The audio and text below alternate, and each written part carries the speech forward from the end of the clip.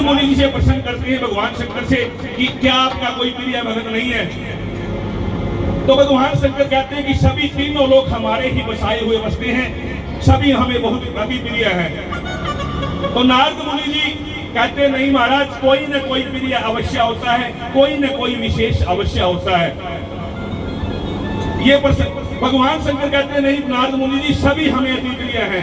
नारद मुनि जी हट करते हैं कि महाराज कोई न कोई तो विशेष होता है। तो भगवान शंकर कहते हैं कि हे ब्राह्मण देवता, यदि आप हट करते हैं तो आपको बता देता हूं। 4 हट बताई जाती है, बाल हट, राज हट, योग हट, क्रिया हट। 4 जो बच्चे की जिद होती है, बच्चा भी जब तक जिद पूरी नहीं होती नहीं मानता। राजा की जो हट होती है, चाहे राज्य के राज्य विनाश हो जाते हैं, राजा भी तब तक नहीं मानता। उसके बाद बताई जाती है योग हट, साधु महात्मा जो हट कर लेते हैं, जब तक हट पूरी नहीं होती वो नहीं मानती। अंततः इसके बाद बात आती है क्रिया हट, जो जनानी की जो जिद होती है, जब तक वो उसकी जिद पूरी नहीं होती तब तक वो भी नहीं मानती। तो योग हट कर लेते हैं नारद मुनि जी।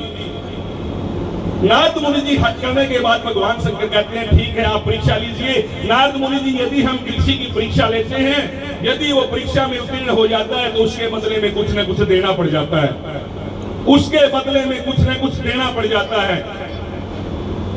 तो भगवान शंकर कहते हैं तथास्तु, आप जाइए। नारद मुनि जी एक ब्राह्मण का रूप धारण करके राजा हिमाचल की चोटी में चले जाते हैं, जाके अलख जलाते हैं। अलख की आवाज जैसे ही राजा हिमाचल रानी मैनावती की कानों में जाती है, दोनों नंगे पांव दौड़ते दौड़ते राजा ब्राह्मण देवता के पास आते हैं। आके ब्राह्मण देवता को प्रणाम करते हैं।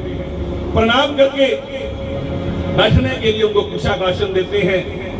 कुशाकासन देते हैं बैठने के लिए, मन चाहा भोजन करवाते हैं। भोजन करवाने के बाद ब्राह्मण देवता को दान दक्षिणा दे देते हैं। जिस समय वहां से ब्राह्मण देवता नारद मुनि जी चलने लग जाते हैं, चलते चलते ब्राह्मण देवता नारद मुनि जी को एक वरदान देते हैं, जा हे राजन, तेरा राज्य सदा सदा के लिए अटल रहे, सदा सदा के लिए तेरा राज्य अटल रहे। इतना कहते ही राजा हिमाचल रानी मैनावती रोने लग जाते हैं। दोनों रोना शुरू कर देते हैं। नारद मुनि जी कहते हैं महाराज मैंने ऐसे कोई कठोर शब्द नहीं कही। तो राजा हिमाचल कहते हैं कि हे ब्राह्मण देवता, जिस घर में कोई संतान ही ना हो और जो राज्य अनुमानसिक चलते हो, वो राज्य सदा सदा के लिए अटल कैसे रह सकता है। इतना कहते ही ब्राह्मण देवता राजा हिमाचल को कहते कि आपको एक भाग्यशाली पुत्र का वरदान देता हूं। राजा हिमाचल कहते नहीं महाराज, हे ब्राह्मण देवता, मुझे एक कन्या का वरदान दीजिए। कहते कि लड़के से लड़की बली ये कुलवंती हो, लड़का उतारे 1 कुल और लड़की उतारे 2। लड़की 2 कुलों का उद्धार करती है, लड़का 1 कुल। क्योंकि जीवन में जिस व्यक्ति ने विवाह किया है उसका किसी ने कन्यादान किया था। जब तक आप जीवन में कन्यादान नहीं करेंगे तब तक आपका जीवन अधूरा माना जाता है। आप अपनी बेटी का कन्यादान कीजिए, अपनी भाई की बेटी का कन्यादान कीजिए, भांजी का कन्यादान कीजिए, किसी गरीब की बेटी का कन्यादान कीजिए। अंततः ना हो सके तो भगवान शंकर माता पार्वती का विवाह करवाइए और उनका कन्यादान कर दीजिए। तो एक कन्या का वरदान देके वहां से नारद मुनि जी अपने पिता ब्रह्मा जी के पास जाते हैं। जाके पिता ब्रह्मा जी के पास कहते हैं कि आप राजा हिमाचल का टिपड़ा देखिए, क्या उनके भाग्य में कोई संतान योग है भी या नहीं, क्या उनके भाग्य में कोई संतान योग है भी या नहीं। इतने में ब्रह्मा जी राजा हिमाचल का टिपड़ा देखते हैं, कहते हैं कि राजा हिमाचल के भाग्य में कोई भी संतान योग नहीं है।